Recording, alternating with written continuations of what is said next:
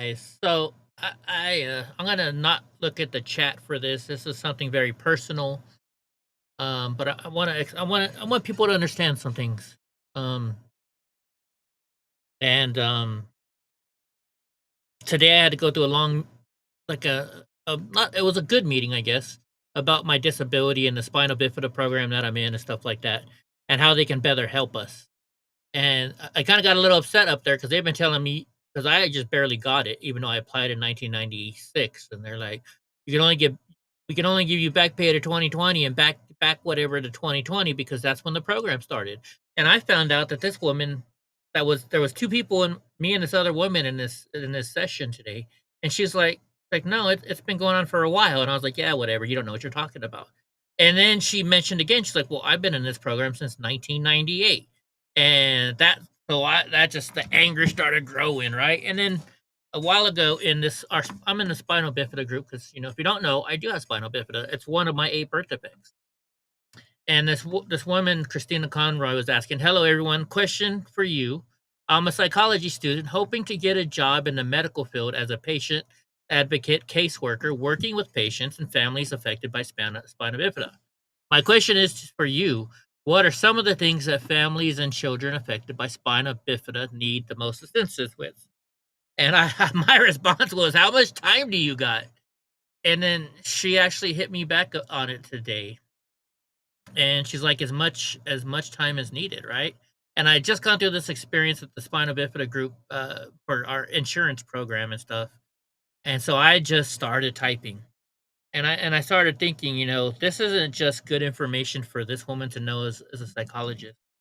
I think this is good information for any parent who has a disabled child, because it's pretty much all the same for most of us. Like, spinal bifida is pretty bad alone, and I have 8 birth defects altogether, and it pretty freaking bad, right? It's pretty bad. And so after I wrote this, I was like, you know what? Everybody needs to hear this, and it's something I'm embarrassed. What I wrote in this is embarrassing to me, so that's why I'm not going to read any comments. I'm not going to read any comments at all on this because of it. I'm just going to read what I have to say, what I wrote in here, and then I'm gonna let it go. And I'm doing this so that way other people can understand what it's like being disabled. Or if they have a kid, what it's like to be disabled. If they're a step parent and have a new kid all of a sudden in their life that's disabled. So this is for everybody out there. It's like I said, this is embarrassing. This is me opening up. So I'm not gonna answer any questions. It's really embarrassing, but I'm gonna say it anyway. So my response was to her saying as much time as needed, to her asking, what a therapist should do or psychologist to do, whatever she is.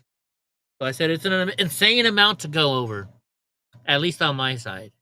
I'm 49 in a few weeks. Childhood and other kids not understanding that we cannot control the embarrassing things our bodies do, or teaching us how to understand that the other kids don't understand it either, right? I went to Catholic school, and my mom refused to buy me new uniforms because I fought every day due to the way I was treated in school.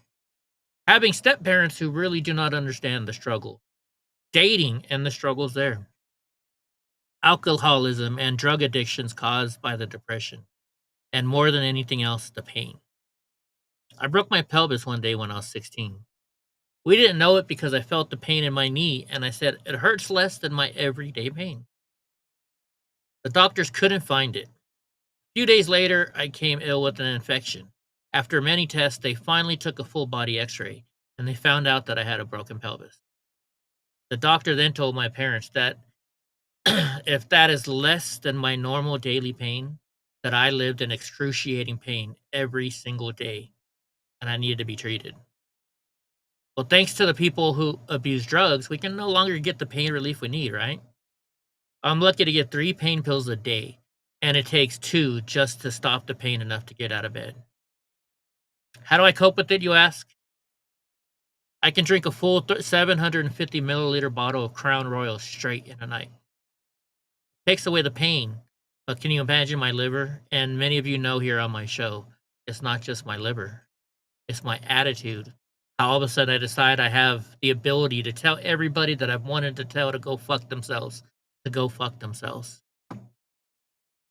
That's part of the problem too, is the depression. Not from the drinking, you already had the depression there, and then you add the drinking to it, and it makes it even worse. So I said, I've quit drinking, but now I can barely sleep at night because of the pain I deal with. And now the pain meds have a reverse effect on me. It barely takes away the pain and keeps me up all night long. But it helps the pain enough to, that I still need it. If I get the pain meds at the proper amount, I can sleep. But oh no, I'll be considered a drug addict. Right? Like I get 2 7.5s. Most people, there are people that get 40 milligrams, and I'm getting 15. And out of 2 pills, I get 15. Or at least people used to get 40 milligrams. But because of drug dealers and drug addicts, we don't get that stuff anymore. I'll be considered a drug addict. The biggest problem as an adult is the pain and the relationships. When you can't control many or disgusting body functions, you become, I'm not sure what the word is, but I feel like I'm not good enough. I was married for 13 years, and after my divorce, I dated a few times, but my confidence ruined it. How can I force my disability onto somebody else? This is why I don't date anymore. The constant infections, constant operations, and hospital visits. When it's so bad that you see a loved one in pain and you ask for their pain because you can handle it better than they can. Then sometimes you feel like those requests are all real because of the pain you're in. Those days when you get a bowel obstruction because you didn't know an item was in your meal that you bought, or you learn all of a sudden, I got a new thing that I can't eat anymore because I'm allergic to it. And why go to the hospital for a bowel obstruction when you are sick of hospitals? You don't want to go anymore.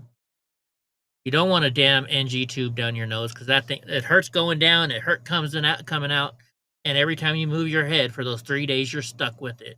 It's just awful. I refuse to get those things ever again. And so, down your nose for 3 days. So you sit at home trying to force yourself to vomit.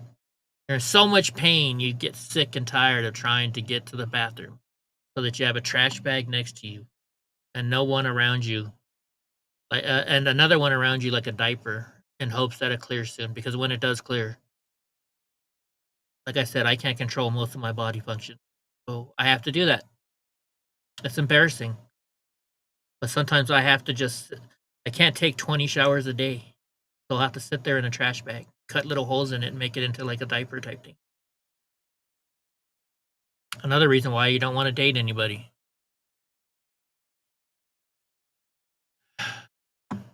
Sitting there in pain, getting mad when somebody calls to check up on you, and you yell at them to leave you alone because you're in so much pain, and you just the phone ringing is like, you're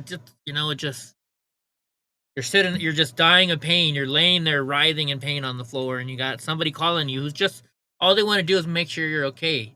But the sound of that phone ringing is just like, it just adds to the pain, and you're just like, shut the fuck up, Believe me, that's how it feels. And then just for it to get worse, and you're now laying in your vomit, convulsing in pain and sad that no one's there to help you because you ran them all off. So my advice is to teach kids with spina bifida how to handle those situations. And well, that's just the tip of the iceberg. And it's, like I said, it's not just for kids with spina bifida. I said spina bifida because this is a spina bifida awareness group. So now you know a little bit more about me and why I'm a dick. But you also know why I'm always trying to help people, because I know what it's like to hurt.